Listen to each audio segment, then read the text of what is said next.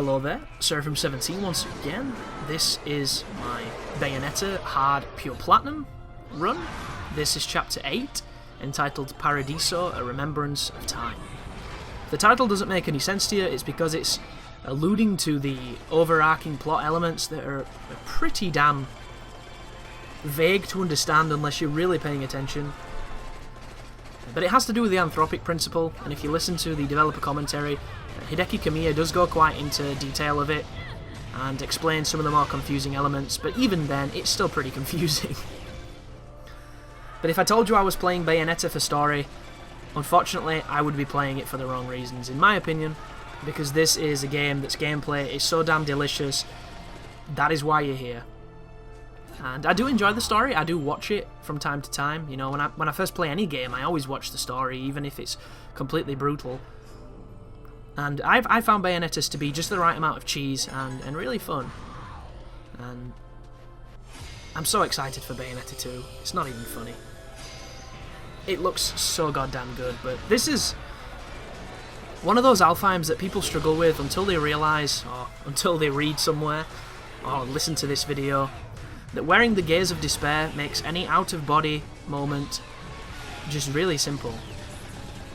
I cannot express how much faith I have in this piece of equipment. Whenever I put this on, my body never gets touched, so it lets me fight comfortably and it lets me enjoy what is happening on the screen. And as you can see from my combo right now, I'm really enjoying myself. Like, there's something about a game where it has a technique that you can do a million times and enjoy it the equal amount of enjoyment from it, that you got the very first time you used it. Not many games have that, and that's the sign of a truly great game. You know, God of War, the plume of Prometheus, which I believe is square square triangle, is the quickest and perhaps fastest move on that game to get a stun / knockback, and it's a move that I use all the time because it's my bread and butter, and I just love using it. I've always loved using that move. Ninja Gaiden, the Izuna drop. There's just something about the Izuna drop, especially Ninja Gaiden 2, because on Ninja Gaiden 1, it wasn't quite as fancy. It was still as effective, but nowhere near as fancy as when their heads just shatter on impact. And it's something I never got bored of doing. I could play that entire game, Izuna dropping every single enemy in the damn game that I can Izuna drop, and I would never get bored because I love it. And Bayonetta, there are so many moves in Bayonetta that I never get bored of doing. The lasso is my new addiction. An old addiction is obviously the punch, punch, punch, kick, kick, kick, kick, kick, kick, kick, kick, and picking up the lance that enables you to spin. Spinning with that lance is just such a guilty pleasure. There's nothing compares to it, you know. I love charging the Grace gauntlets and doing the fiery spin. I quite like the bow of the is it the affinities or the applauds? I always forget which is which. But certain ones are just so good. I mean, there's others that aren't. I hate the chainsaw. I'm not the biggest fan of the Ardo sword. But I think that's it. I think for the most, I like all of the angel arms. And one of the things I'm excited most about Bayonetta 2 is exactly what they're going to be doing with the angel arms. Oh, I love those guys.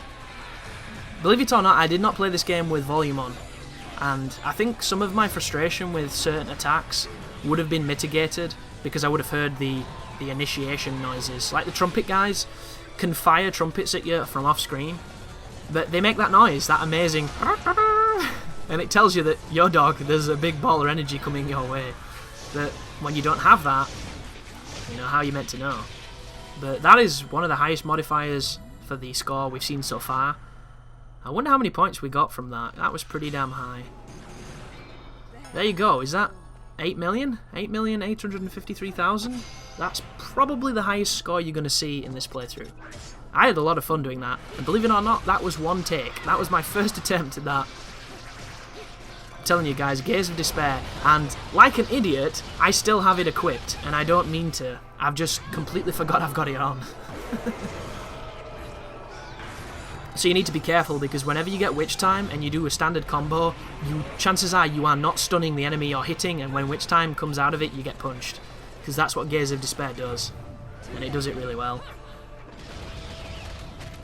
But these guys haven't got really angry, so maybe I'm not wearing it anymore. Who knows? Also, if you taunt enemies, it gives them the same effect as Gaze of Despair does, so you can get there without it.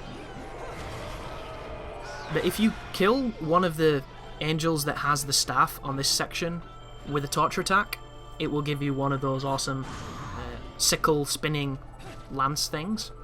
And you can carry that to one of the next verses, and it will enable you to get a really easy pure platinum on it, because the combo is not difficult, it's just tricky.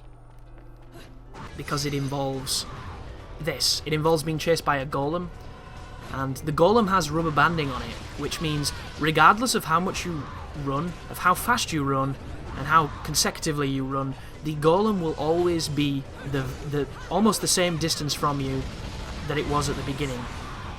The reason Platinum did it this way was to give it the illusion of more excitement, to make it almost seem neck and neck and more intense. And I understand this from a design perspective, but I don't like rubber banding in any variety. So, as much as it does make this probably more entertaining and more interesting to watch, it can also make it so that one mistake can get you squashed by the golem and ruin your rank. Which is kind of sad, but there you go. But that was a way to do that pure platinum without using the spin attack. If you did take that weapon with you, all you have to do is wait till you get to a group of 3 and then activate Witch Time and then hit them with the spin attack. You will get to 999 and your combo will be great. So, verse 5. This is one of the more interesting ways to do a verse. They have it where you break open treasure chests because you have to make a key, and you have to kill an enemy and he turns into parts of the key. And there are 3 enemies in this area. There is 2 Gracious and Gloriouses, and 1 Fearless, I believe his name is. So this enemy here is an upgraded Grace and Glory. It's not the enemy that Camille wanted, however, due to scheduling and budget and RAM, they were unable to make an upgraded version of them. So instead they just, made them look a little bit different colour-wise. I think they've got a slightly different mask, and of course, the way they work is you do not trigger Witch Time on them. The only way to get Witch Time on this enemy is by a perfect parry with the weapon with the accessory I'm using now. And I'm messing up. There we go. That was a perfect parry. If you watch my original walkthrough for this game, the one I created back when I started YouTube in, I think, 2011, I said how much I hated this enemy and how much I just didn't like the fact you couldn't get Witch Time off them. I wish I'd have known at that point that the accessory enabled you to do that, because I think I would have liked this enemy and respected it a lot more, and I think I would have taken the time to learn it. And I never did. So for this playthrough, when I took the time to learn them, I actually really like the Gracious and Glorious fights now. And I never thought I would say that, but I prefer to fight Gracious and Glorious than I do Grace and Glory. And I think I'd probably enjoy them on Infinite Climax, because a fight against them without the parries is pretty much Infinite Climax. However, I would be lying if I told you that I did not really like parrying their face off. And I think I'm going to play through the game next doing nothing but parries to work on them and practice them and get better. Because Bayonetta 2 is going to have that accessory or a derivative of it, because it's just too cool. Ooh, this is interesting. I'm using killgore on my hands. At this point, I had never done that before, so I was experimenting with it. But another sad story of this level, I missed an Alfheim. So I had to re-record this entire chapter, which wasn't too bad, because it turns out this chapter is not that difficult compared to some of the earlier ones. And don't get me wrong, folks, that's not to say that I didn't have my troubles. For instance, the kinships here. This enemy is one of the most frustrating on the game. Anything that can fly and fire shit really quick at you is a problem, and the kinships are the kings of this. The rocket move they do, I'm fine with. I like the rocket move, it makes sense. The little grabby hand things that they do can go suck a dick, because that is just retarded. And when they're at a distance, they can do a cannon where their main pillar on their shaft, or wherever the hell it is on their what do you call it, their hull glows, and they fire cannon shots at you really quickly. And it does a lot of damage. They also do a laser attack, which is very fast as well. So the kinships don't turn up a lot, and I'm really glad they don't, because they're a nightmare. But this is one of the strangest verses. Do you see that? That was a hit. But I believe that Jean's launcher, sorry, does not do damage. And what leads me to believe this is Father Baldur's works the same. He has a launch attack that does not damage you. So I think her launcher doesn't do damage, it just happened to have a wicked weave on it, which gave it the impression that it should have hurt me, and it didn't. If that's not the case, there was a big glitch there, but I'm keeping it because I managed to get it on. I think that was the second attempt. So I was like, there's no way that this is going to give me no damage bonus, it's going to be a gold. And then it did, and I was just like, oh yeah, I'll take it. Why not? I never ever stated at the beginning of this that this was going to be anything to do with me being skillful at Bayonetta or me being this baller of a player, because it's just simply not true. You know, it'd take me a very long time to get to a position where I could comfortably say that I'm amazing at Bayonetta, and to me, the thought of that just isn't fun. You know, I've done something here that I'm very proud of that I didn't think I could do, and I did it a hell of a lot more comfortably than I thought. Dodge on landing. Oh, that can happen. Like, why do the Joys do that? It's so cheap. And this is a game where the programmer for the enemy AI has done so many great things to make it so that the game is fair.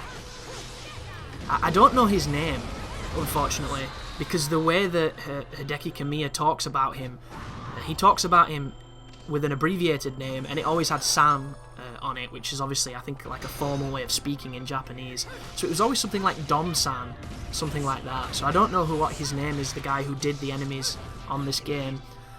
But he talks about how he never wanted the enemies to read your button inputs and to counter you based on that information. You know, he always wanted them to be challenging but fair. And I think, for the most, he did an amazing job. You know, I really can't complain about 99% of certain enemies, because even if I don't personally like them, they work really well. My only grievances are attacks that are non-telegraphed and incredibly fast, because I think that they should have more recovery on them, and a lot of these enemies have zero recovery on everything, which means the game is incredibly quick, but it also means you can't punish some of the quicker attacks. However, which time you could punish everything, so I suppose the counter to that is just play better, dude, kind of thing. This is our first golem fight. The hardest part about this verse is getting the combo, because comboing the golems is difficult. You'll notice I'm going to be shooting all the time to try and keep my combo going, and if you fuck up, it will save before your grade, and you'll have to do the entire level again. So yay for that one. But the things that the developer did, the guy who programmed the enemies, or the people who programmed the enemies, because it was probably more than just one, they did amazing things to make it so it was challenging, it was firm, but it was fair. And there are only one or two instances where I disagree with it, and you know, those are rare, because getting hit off screen by a Joy is like 1 in 30. However, the immediate attacking on spawn is something I will never agree with, because I just think it's very unfair. But this is, I think there's one verse left, and it involves running back to an Alfheim. And I always feared the Alfheims, because they were the places where I spent the most time. You might be curious, what was the longest verse to cover? Jubileus took me a long time. Jubileus took me about 2 hours, I think. But that wasn't because it was technically hard, it's because I couldn't get the combo ranking. I was using the wrong weapon, which is the reason for it, and the fight is so long that by the time I finished it, and I finished it 2 or 3 times before I realised I was doing something wrong, because I was just like, how am I missing the score? So that one took a long time. This is easy compared to some of the Alfheims we've done. I still think there's a couple of Joys coming, so just get ready for that. I think the toughest one for me was the one with Jean. I just couldn't do it. and I was getting really mad as well. It was the closest I came to throwing my controller, because you have to do two verses in a row, and one of them's an Alfheim, just like the one on Chapter 5, and those two instances are the hardest part of the game. The final Jean fight was tough, because I kept getting hit. The final part of that fight, I kept getting hit and I couldn't get the score. I just could not combo that bitch to save my life and not get hit. Every time I comboed her well, she hit me. But do you see this? There's only 2 joys. And when you see 2 joys compared to 3 joys, you just think, oh, it's already easier. Like, when you see 1 joy after all the bloody joys we've been fighting, you're gonna be like, oh, it's just 1 joy, let's mess this bitch up. But when you first see 3 at the end of an Alfheim, it's enough to send shivers down my spine at the sheer remembrance of it. But they're like anything else, folks. The more you fight them, the more you learn them, the easier they get. And I am by no means very good at joys yet, but I feel like I'm a lot better than I was when I first came across them in this run. But the 2 of the Jean fights, the one on the plane and the one at the end, they took me a while to get.